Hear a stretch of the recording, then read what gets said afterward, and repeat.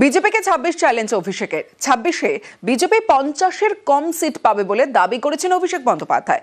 ২১-এর থেকে তৃণমূলের আসন বাড়ার দাবি। বিজেপি বলছে তৃণমূল ভীত সন্ত্রস্ত, এসআইআর হলে তৃণমূলের ভোট ব্যাংক ধসে যাবে, তৃণমূল হেরে যাবে। বিজেপির ক্ষমতা থাকলে চ্যালেঞ্জ অ্যাকসেপ্ট করবে। আপনাদের ক্ষমতা থাকলে আপনারা এসআইআর করার পরেও তৃণমূল কংগ্রেসের যা ভোটের আসন ছিল ২০২১ সালে একটা হলেও বাড়াবো, কমার জায়গায় নেই। আর বিজেপিকে ৫০-এ নামাবো। বাংলার ১০ কোটি মানুষের সামনে বলুক যে আমরা যদি ২০২৬-এ হারি আর তৃণমূলের আসন সংখ্যা একটা হলেও বাড়ে, আমরা এক সপ্তাহের মধ্যে ২ লক্ষ কোটি টাকা বকেয়া ছেড়ে দেবো। না হলে আপনারা যা বলবেন আমি তাই করবো। ভোটে কোর্টে হেরে বঙ্গে এসআইআর এর জোড়া তোপ অভিষেকের। ২১-২৪-এর ফল নিয়ে বিজেপিকে নিশানা। ১০০ বরাদ্দ কেন্দ্রের সুপ্রিম ধাক্কাও হাতিয়ার। এসআইআর এ চক্রান্তের অভিযোগে সরব অভিষেক বন্দ্যোপাধ্যায়।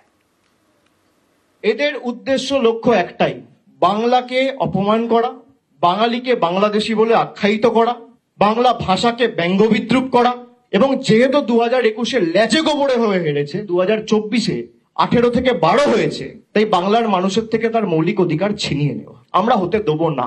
হাইকোর্টে এক গালে থাপ্পড় মেরেছে, সুপ্রিম কোর্ট আর এক গালে থাপ্পড় মেরেছে। বাংলাকে ভাতে মারবে, বাংলা ও বাঙালিকে কিভাবে টর্চার করা যায়, এটা ২০২৪-এ হেরে ২১-এ হেরে তারপরও শিক্ষা নেয়নি। এই ১০০ দিনের টাকা তো আমরা ছিনিয়ে আনবো, আইনত আমরা লড়বো, কন্টেম্প ফাইল হবে, তার সাথে পলিটিক্যাল লড়াইও হবে।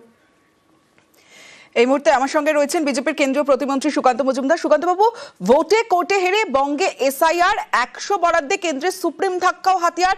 এসআইআর এ চক্রান্তের অভিযোগ করেছেন অভিষেক বন্দ্যোপাধ্যায়, আপনার প্রতিক্রিয়া? অভিষেক বন্দ্যোপাধ্যায় পড়াশুনোর ধার ধারে না, এই জন্যই এই ধরনের মূর্খের মতো কথা বলে। আমি মূর্খ শব্দটা ব্যবহার করতে বাধ্য হলাম। ওনাকে বলবো হাইকোর্টের রায়টা একবার ভালো করে পড়ে দেখতে। হাইকোর্টের রায়ের ১৫ নম্বর প্যারাটা যদি আপনাদের কাছে রায়টা থাকে একবার খুলে দেখাবেন, সেটা আপনাদের চ্যানেলে দেখান আপনারা, সেখানে কি বলছে হাইকোর্ট। হাইকোর্ট বলছে যে আনডাউটেডলি প্রুভ হয়েছে যে ১০০ দিনের কাজে চুরি হয়েছে, সেই টাকা ফেরত গেছে। শুধু তাই নয়, হাইকোর্টের রায় স্পষ্ট করে বলে দিয়েছে কেন্দ্র চাইলে ৪টি জেলা নয়, পশ্চিমবঙ্গের সব জেলাতে এনকোয়ারি করতে পারে। শুধু তাই নয়, তার সাথে কেন্দ্র তার প্রয়োজন মতো স্পেশাল প্রভিশন করতে পারে। অর্থাৎ যারা ফেডারেল স্ট্রাকচার নিয়ে চিৎকার করে, আমি তো মনে করি এটা রাজ্যের ক্ষমতাকে খর্ব করে দেওয়ার কথা হাইকোর্ট বলেছে। একটা জায়গাতে হাইকোর্ট এবং সুপ্রিম কোর্ট বলেছে, সেটা হচ্ছে যেটা চালু করতে হবে। আমরাও তো চালুর পক্ষে, আমরা হাইকোর্টের যে রায় আছে সেই রায় আমরা যথেষ্ট খুশি, আমরা অখুশি নই। এবং পরিষ্কার বলছি যে চালু হোক, চেক অ্যান্ড বাউন্সের সাথে চালু হোক, কেন্দ্রের স্পেশাল প্রভিশন সেখানে হোক, এবং সেইটা যেন চুরি না হয়। এবং যেখানে হাইকোর্ট পরিষ্কার বলে দিয়েছে চুরি হয়েছে, টাকা ফেরত গেছে, শুধু রাজ্যের ফান্ড না, কোর্ট বলছে এই টাকা কেন্দ্রের কনসলিডেটেড ফান্ডে ফেরত দিতে হবে। ভাবুন। এবং শুধু তাই নয়, এটাও বলা আছে যে সিবিআই হবে। আর দেখুন কতটা মূর্খ, এসআইআর তো গোটা দেশে হচ্ছে, ১২টি রাজ্যে হচ্ছে, তাহলে বাংলা কোথা থেকে এলো?